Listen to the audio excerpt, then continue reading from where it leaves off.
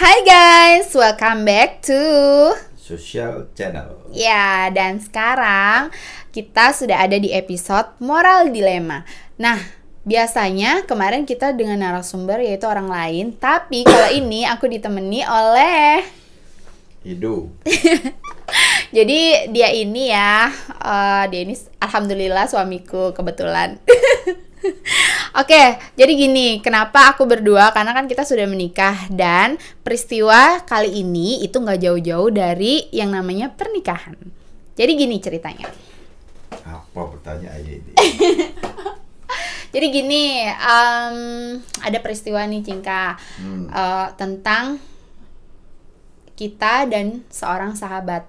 Kan kamu juga pasti punya sahabat kan yang deket banget lah. Aku juga ada sahabat perempuan gitu. Sahabatku kamu doang. Ya pokoknya yang lain lah selain aku. Terus. Oke, jadi gini, sahabat kita ini, sahabat yang paling deket, yang paling pokoknya kita sayang gitu ya, dia akan melangsungkan pernikahan.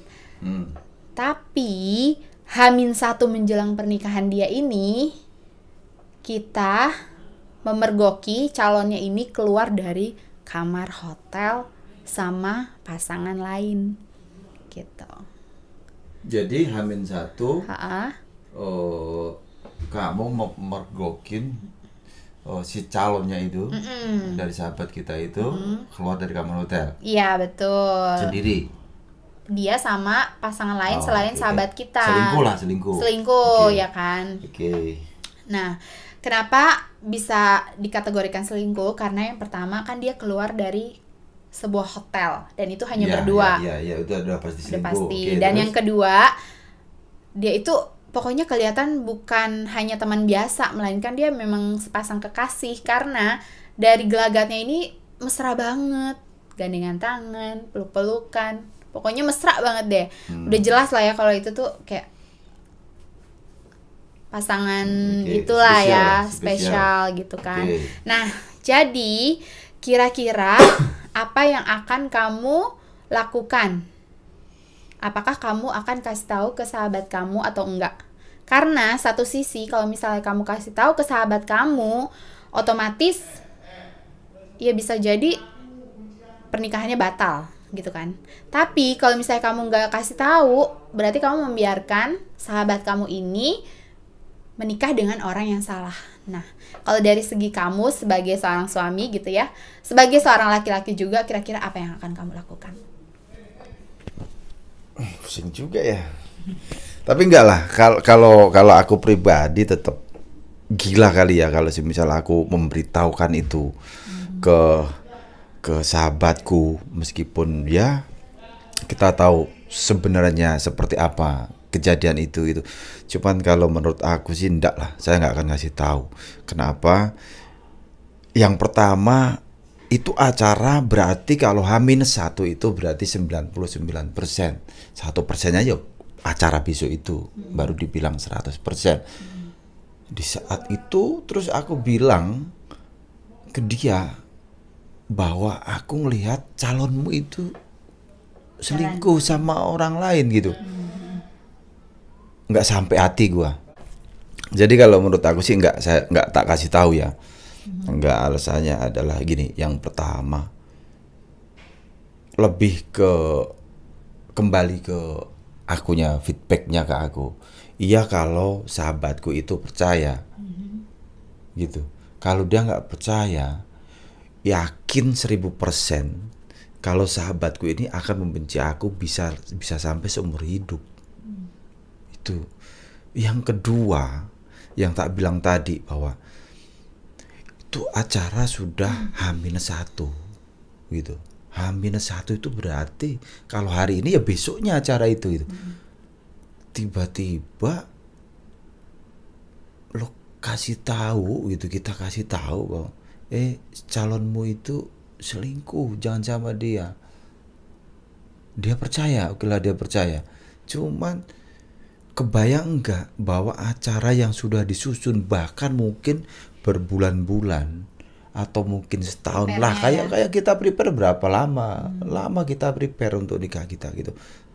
Terus dengan mulut kita yang jahat enggak sih ya gitu. Menurut aku sih jahat gitu. Akhirnya acara itu hancur. Siapa yang tersakiti? Banyak banget gitu. Yang pertama, sahabat kita hancurnya double ya. Yang satu dikecewain, yang kedua acara itu dia akan bakalan malu dengan yang lain. Yang kedua keluarga besarnya, gila nggak, kebayang nggak, keluarga besarnya menerima kenyataan gitu, Pak saya nggak jadi nikah, Mah saya nggak jadi nikah karena dia ternyata orangnya selingkuh atau gimana.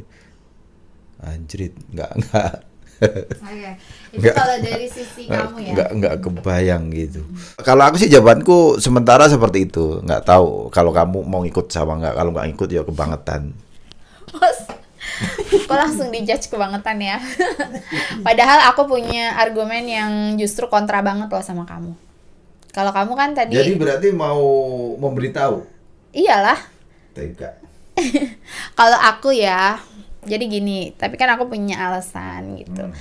Kalau kamu tadi milih untuk ngasih tahu, kalau aku kamu nggak ngasih tahu ya. Nggak. Berarti kalau aku sebaliknya, yaitu aku akan ngasih tahu si sahabatku ini tentang perilaku calon suaminya. Karena apa?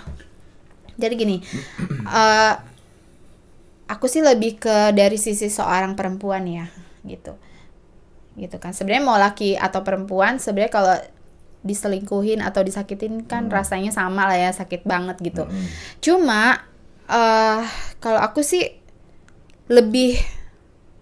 aku tuh lebih ngerasa bersalah kalau aku nggak ngasih tahu ke dia gitu. Sedangkan aku sayang banget kan sama dia. Aku nggak mau dia itu menikah dengan orang yang salah gitu. Karena menurut aku gini, kalaupun resikonya memang terburuknya pernikahannya akan batal, aku pikir sih mungkin lebih baik begitu daripada misalnya. Karena biasanya nih ya, orang kalau udah selingkuh sekali, itu akan terjadi perselingkuhan kedua, ketiga, dan seterusnya. Itu dari sisi menurut aku gitu kan.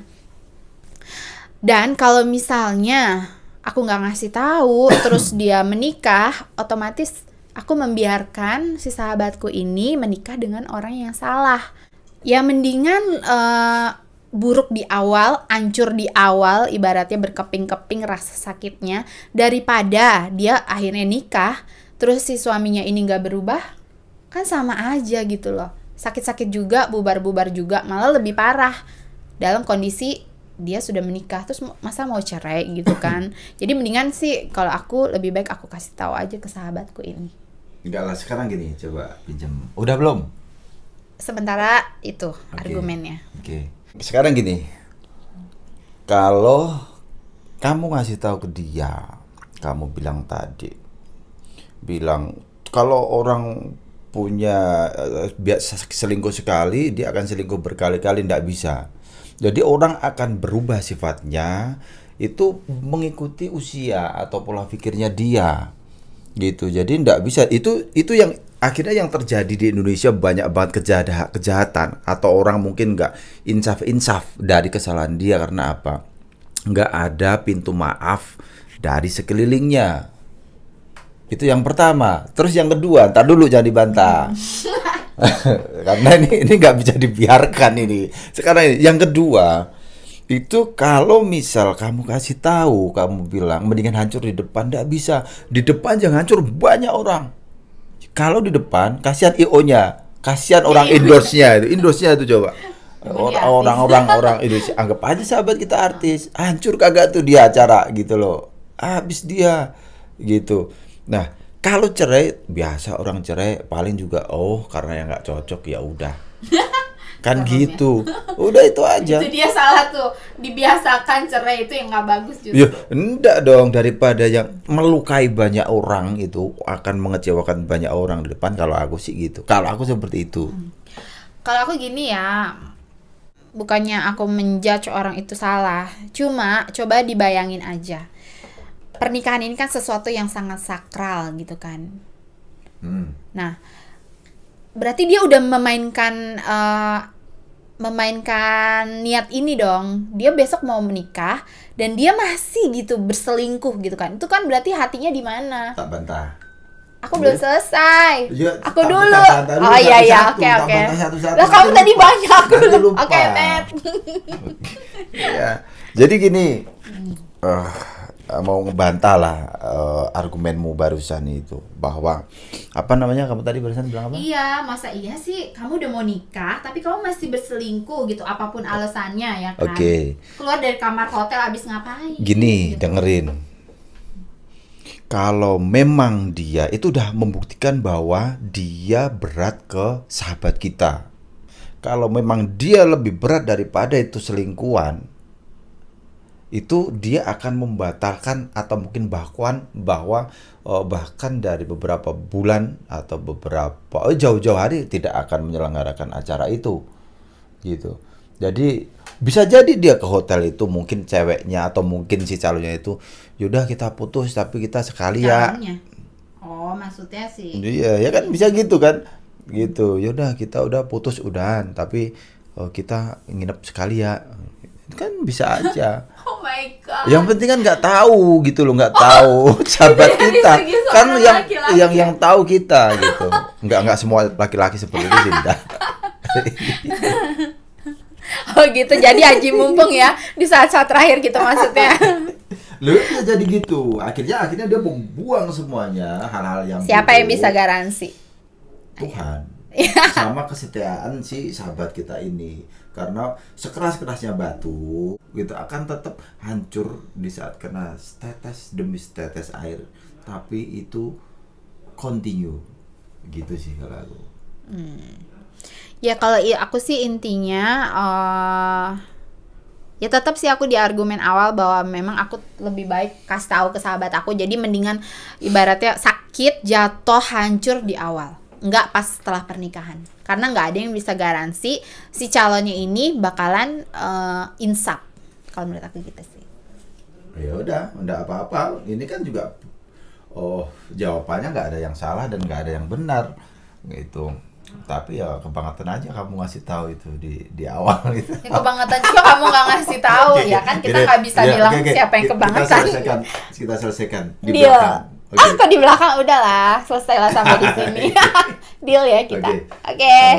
Terima kasih sudah mensupport kita untuk membuat konten ini. Semoga cerita tadi tidak kejadian kepada kita semua ya. Amin gitu. Thanks berat, jangan lupa subscribe, like, share, dan komen di channel kami. Bye.